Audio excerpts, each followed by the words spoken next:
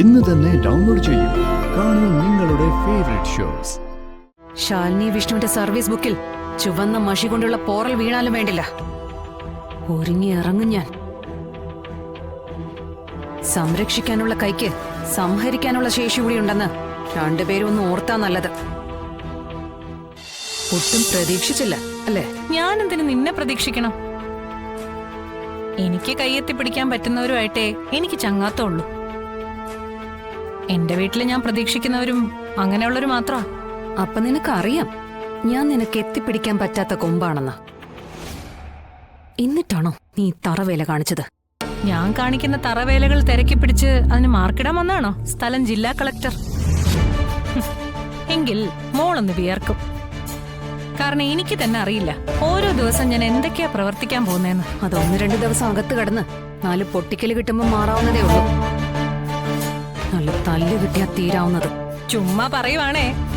ജയിലിൽ കിടന്നപ്പോ പൊട്ടിക്കാൻ തയ്യാറായി വന്ന വനിതാ പോലീസ് ചേട്ടത്തിമാരൊക്കെ സുസ്മിതയ്ക്ക് മുന്നിൽ വന്നപ്പോ ദാണ്ടെ ഈ പനി പിടിച്ചിട്ട് വിറയ്ക്കുന്നതിനേക്കാ കഷ്ടമായിട്ട് കട്ടിക്ക് മുട്ട് രണ്ടും കൂടെ കിടന്ന് അടിയോടടി. പിന്നെങ്ങനാ എന്റെ നേരെ അവരുടെയൊക്കെ കൈ പൊങ്ങുന്നേ? അവരാരെങ്കിലും ഒരെണ്ണം എന്റെ കരണത്ത് നോക്കി തന്നിരുന്നെങ്കിൽ ഞാൻ ചിലപ്പോ നന്നായി പോയനെ. പക്ഷെ തരണ്ടേ? ഒറ്റ എണ്ണത്തിനും സുസ്മിതയ്ക്ക് മുന്നിൽ നിന്ന് തണ്ടിക്ക് തണ്ടി നിന്ന് മുട്ടാൻ ഇപ്പോഴും വലിയ പാടാ. അടിത്തടവ് പഠിച്ചവര് നോക്കിയിട്ട് എന്നെ നന്നാക്കാൻ പറ്റിയില്ല. പിന്നെയാ ഇത്തിരി പോന്ന നീ.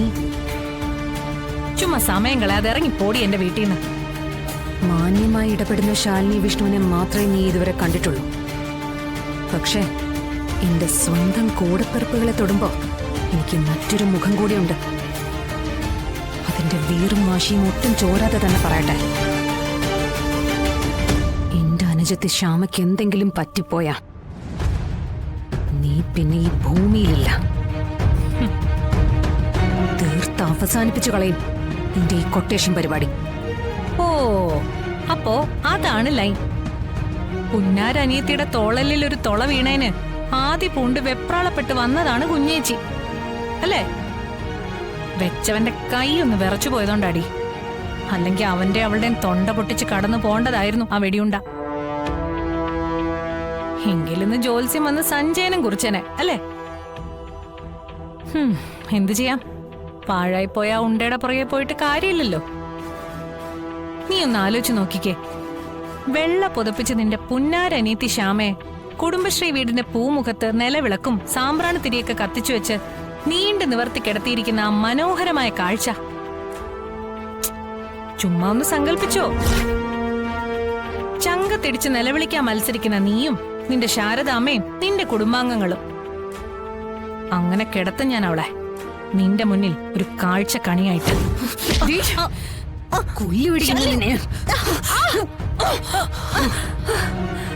നിന്റെ ഈ നാവ് നിനക്ക് കാലന.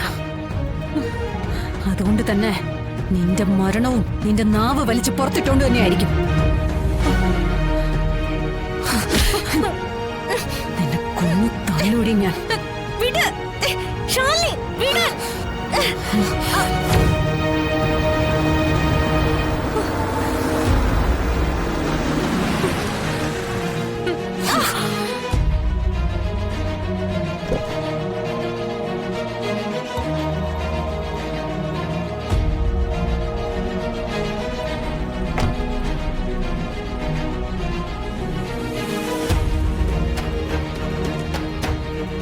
അല്ല, വന്നു കളക്ടർ ഇപ്പോ 3-ാം മുറയോടെ ഇറങ്ങിയിരിക്കുകയാണല്ലേ? അടികൊള്ളാൻ പാകത്തിന് നീയൊക്കെ ഓരോന്ന് ചെയ്തു കൂട്ടുമ്പോ കൈയും കെട്ടി നോക്കി നിൽക്കുന്നു കരുതിയോ? വേണ്ട, കൈയും കെട്ടി നോക്കി നിൽക്കണ്ട. ഒരു കൈത്തോക്ക് ഒപ്പിച്ച് ആ ഉപേന്ദ്രന്റെ മുന്നിലേക്ക് അങ്ങ് ചെല്ല്. അതിനെ എന്റെ കൊച്ചിന്റെ കഴുത്തിലോട്ട് കയറുന്ന എന്തിനാ ചോദിച്ചേ? മേഡം ഉപേന്ദ്രൻ കാണിക്കുന്ന നാറിയ കളിക്ക് ബുദ്ധിപൂർവ്വം കരികൾ നിൽക്കുന്ന ഞങ്ങളുണ്ടല്ലോ. ഞങ്ങൾ ചുക്കാൻ പിടിക്കുന്നു മേഡത്തിന് തോന്നുന്നുണ്ടോ? കളികൾ കളിച്ചിട്ടുണ്ട് ഒരുപാട്, ഇല്ലെന്ന് ഞാൻ പറയുന്നുമില്ല. പക്ഷേ ഈ രക്തത്തിൽ ഞങ്ങൾക്ക് പങ്കില്ല. അതെ, ഈ പറഞ്ഞത് സത്യ. ഉപേന്ദ്രൻ ഒരു കാട്ടാളനാ. അയാളുടെ ടാർഗറ്റ് രോഹിത. മറഞ്ഞിരുന്ന് കൊല്ലുന്ന അയാൾ നിശ്ചയിച്ചിട്ടുണ്ടോ അയാളത് ചെയ്തിരിക്കും. ഉദ്ദിഷ്ട കാര്യത്തിന് ഭംഗം വന്നപ്പോ ഉച്ചവനെ രണ്ടുപേരും കൂടി അങ്ങ് ഒറ്റിക്കൊടുത്തു. ഇത്രയും നാള് തലേ ചുമന്നുകൊണ്ട് നടന്നതല്ലേ? അങ്ങനെ നിനക്കൊക്കെ കൈ കഴുകി നല്ല പിള്ള ചമയാൻ പറ്റില്ലല്ലോ. ദേ, ഞാൻ അവസാനമായിട്ട് പറയാ, എന്റെ കുടുംബം എനിക്ക് വലുതാണ്. ഇനി എന്റെ കുടുംബത്തിലേക്ക് നീയൊക്കെ നിന്റെ ഈ അന്തസ്സില്ലാത്ത കളികളുമായിട്ട് വന്ന, ഇനി ഞാൻ നിന്നെയൊക്കെ പൂട്ടുന്ന പൂട്ടിന് നിന്റെയൊക്കെ ആയുസ് തീരും വരെ എന്നൊരർത്ഥം കൂടി ഉണ്ടാവും.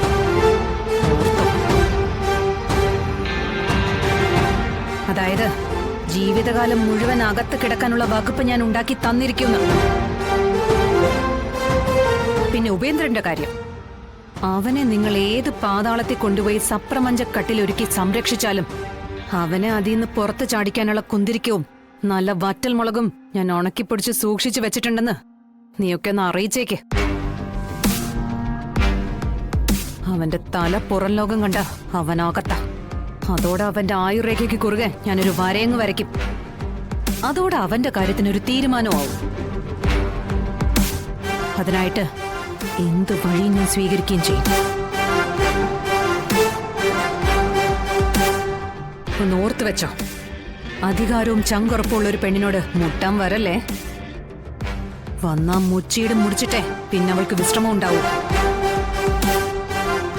ഇത് നിനക്കൊക്കെയുള്ള ലാസ്റ്റ് വാർണിംഗാ. ഇതും കേട്ടിട്ട് മനസ്സിലെ കൊനഷ്ടം കൊണ്ട് വീണ്ടും ചതിയുടെ ചതുരംഗ പലകയുമായി കളിക്കളത്തിൽ കളിക്കാൻ ഇറങ്ങിയാലുണ്ടല്ലോ, ശാലിനി വിഷ്ണുവിന്റെ സർവീസ് ബുക്കിൽ ചുവന്ന മഷി കൊണ്ടുള്ള പോറൽ വീണാലും വേണ്ടില്ല, ഒരുങ്ങി ഇറങ്ങും ഞാൻ. സംരക്ഷിക്കാനുള്ള കൈക്ക് സംഹരിക്കാനുള്ള ശേഷി കൂടി ഉണ്ടെന്ന് രണ്ടുപേരും ഒന്ന് ഓർത്താ നല്ലത്. അതെന്നെ കൊണ്ട് ചെയ്യിക്കരുത്.